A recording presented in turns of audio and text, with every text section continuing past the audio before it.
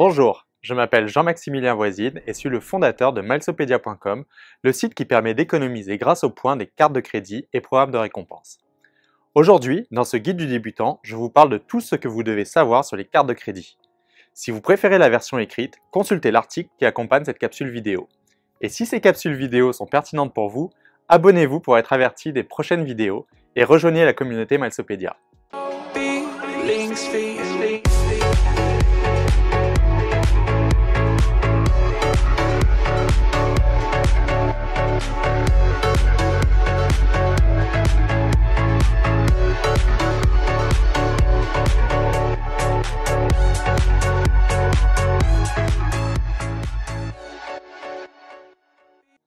Aujourd'hui, je vais vous parler des cartes de crédit. Bien souvent, auprès des nouveaux membres de la communauté Milesopedia, nous voyons des remarques faites sur les cartes de crédit comme « J'ai une carte World Elite, c'est la meilleure » ou bien « Ma carte American Express est géniale pour l'épicerie car elle me permet d'accumuler beaucoup de points ». Sauf qu'en disant ceci, on omet bien souvent le programme de récompense auquel la carte de crédit est reliée ou bien tout simplement l'émetteur de la carte de crédit. Et croyez-moi, chaque carte World Elite Mastercard aura des caractéristiques bien différentes.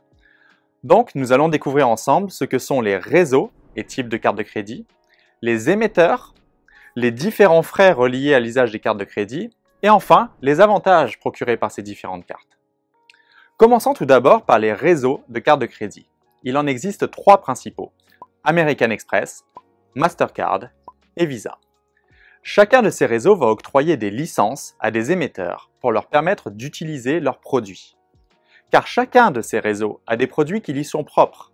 American Express va proposer des cartes de crédit ou des cartes de paiement, pour lesquelles la plupart du temps, aucun revenu minimum ne sera demandé. Mastercard va avoir plusieurs niveaux de produits. On pense à Mastercard Platine, World Elite Mastercard. Certains de ces produits vont nécessiter un revenu personnel ou familial minimum. Par exemple, une carte World demandera un revenu personnel de 60 000 $ ou un revenu familial de 100 000 $. Alors que la carte World Elite, ce sera un revenu de 80 000 ou 150 000 $. Enfin, Visa a différents niveaux de produits comme classique, or, platine, infinite privilèges. Les deux plus connus sont Visa Infinite qui requiert un niveau de revenu personnel de 60 000 $ ou familial de 100 000, alors que la Visa Infinite privilège requerra 200 000 $ de revenu familial. Toutes ces exigences liées aux revenus seront communes à tous les émetteurs qui seront chargés d'en assurer la vérification ou pas. Parlons maintenant des émetteurs. Il s'agit principalement des banques ou caisses qui font affaire avec ces trois différents réseaux. Il est possible pour un émetteur de proposer à ses clients des cartes de crédit provenant de différents réseaux. Ainsi, du côté d'American Express, les émetteurs seront American Express Canada et la Banque Scotia. Du côté de Mastercard, on retrouvera la Banque de Montréal, la Banque Nationale, la Banque Scotia, Capital One, CIBC, Desjardins, HSBC, MBNA, PC Finance, Rogers, RBC ou bien encore la Banque Tangerine. Enfin, pour Visa, il y aura la Banque Laurentienne, la Banque Scotia, CIBC, Desjardins, TD ou RBC. Vous le voyez, certains émetteurs vont offrir des cartes de crédit de différents réseaux. C'est le cas par exemple de la Banque Scotia. Si les avantages proposés de base sont bien souvent similaires pour chaque produit, Visa Infinite ou World Elite Mastercard, il n'en reste pas moins que chaque émetteur va rajouter sa couche d'avantages spécifiques, comme des assurances qui vont être plus avantageuses, des accumulations de points ou de remises en argent qui vont être différentes. Et les frais pourront varier d'un émetteur à un autre. Ce qui nous amène donc aux frais des cartes de crédit. Il existe en effet différents frais à connaître. Les frais annuels sont les plus connus. C'est le coût de la cotisation annuelle de la carte de crédit. Bien souvent, c'est la première chose qu'une personne va regarder et cela va souvent influencer la décision dans le choix d'une carte.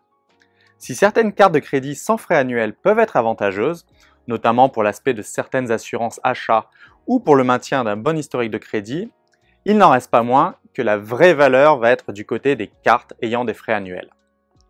Nous distinguons généralement 4 échelons de frais annuels. Les cartes de base, comme la Visa classique, dont les frais annuels varieront de 0 à 50 $.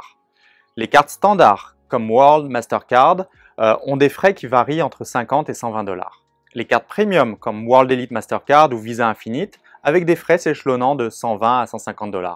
Et enfin, les cartes encore plus haut de gamme, comme Visa Infinite Privilège ou American Express Platine, avec des frais allant de 399 $ à 899 $. Ensuite, il y aura des frais qui seront reliés aux achats, retraits, avances de fonds, transferts de soldes. Tous ces frais seront différents en fonction de chaque émetteur et devront bien être analysés dans le choix d'une carte. Par exemple, si vous voyagez régulièrement à l'extérieur du pays ou que vous achetez des produits en devises étrangères, il faudra vous intéresser aux frais de conversion.